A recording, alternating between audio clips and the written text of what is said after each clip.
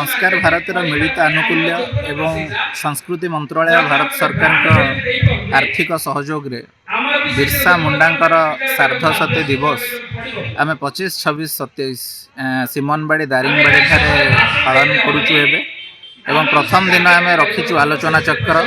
Fast हूँ कृषि भित्तिक एवं लाइवलीहुड आलोचना चक्र एवं सेकेंड हूँ आदिवासी लोककला संस्कृति आलोचना चक्र। या माध्यम आम कौन करूँ कंधमाल लाइवलीहुड को वृद्धि करने सहित कंधमाल लुचि रही लोककला को उज्जीवित करने आमर यहाँ गोटे प्रयास एवं यही कार्यक्रम रे आमर स्थानीय जेते कलाकार वृंद अच्छा से माने आमे तांको संवर्धित करूचु एवं किछि ग्राम वैद्य से आम संवर्धित करूचु। यही माध्यम काली आमर गोटे प्रोग्राम नगर परिक्रमा सहित काली आमर संध्या बेले चित्ताकर्षक सांस्कृतिक कार्यक्रम अनुष्ठित होबार योजना रही एवं आम 27 तारिख दिन कॉफी एवं स्पाइसेस कॉन्फ्रेंस यही प्रोग्राम रिगार्डिंग आम गोटे करने।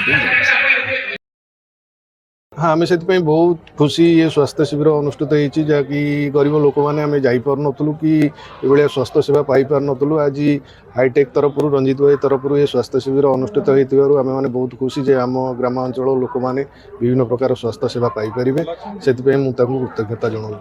देखो तो स्वास्थ्य ही मनुष्यर मूल्यवान से ही प्रकृत संपत्ति कहले अत्युक्ति हम ना आ गरीब तो कहीं नहांती कहले चलो किंतु आमर मु कहबी मो हिसाब रे समस्त मोर भाई बंधु एवं गुरुजन मानक तांकर किछि जदि आम सेवा करिपारु जेतु ये धरापुष्य जन्म ही तांकर सेवा करबा पे आमर ही भगवान जदि आम जन्म दे ही संसार रे आम तांकर पे सेवा करा पछुछु आ मो निज एरिया रे जदि मु किछि न करिबी ताहले मनुष्य जीवन कोनोसी लाभ नै किछि जदि मो परिवार को समय देई आ ता सहित जदि मु समाज पे किछि करि पाइले से बहुत मते खुशी और आनंदर समय से मु ये स्वास्थ्य कैंप करिचु काकटपुरिया रे लोक मानकर किछि सुविधा और साहाय्य पाई।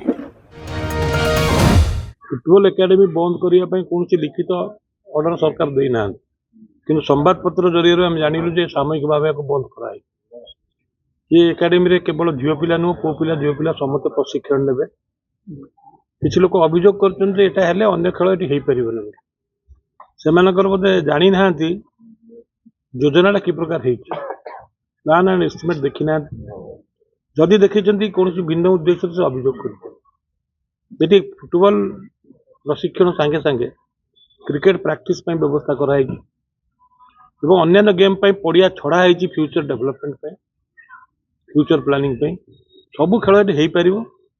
तो आम कहूँ एत बड़ प्रोजेक्टा आड़ी को गोटे आसी यार उपकार समस्ते ग्रहण कर सब लोग पाइबे उपकृत हे पिला माने भविष्य में जोटा बंद करा न जाऊ। जो मैंने एक कथा अभियोग कर बुझा उचित अभियोग लक्ष्य जो था ना कहीं कि आली रे डेवलपमेंट कामर बाधा सृष्टि हो।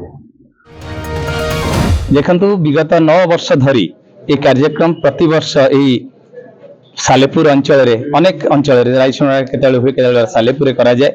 ये अंचल करार कारण हूँ उद्देश्य हूँ युव समाज युवक मान मन पकेबार अच्छी नेताजी कथा वीर सुरेंद्र साई कथा कारण से युव सुलभ गुण जहाँ नेताजी पाखे थिला प्रत्येक युव समाज पाखे से गुण रहू यही लक्ष्य बा उद्देश्य रही नेताजी डाकरा था मत रक्त दिया मुझे तुमको स्वाधीनता देवी। आज से डाकरा लोक मान भितर पिला भितर बा युव समाज रे से प्रेरणा सृष्टि और रक्त देकी स्वाधीनता तो आवश्यकता पड़ी न पारे कारण से राजनीतिक स्वाधीनता आम पाई सारीचे किंतु आज परम पूज्य स्वामीजी डाकरा कि मत समय दियो मु भारत वर्ष रे पुनर्बार एक पूर्ण स्वाधीनता देवार संकल्प करी।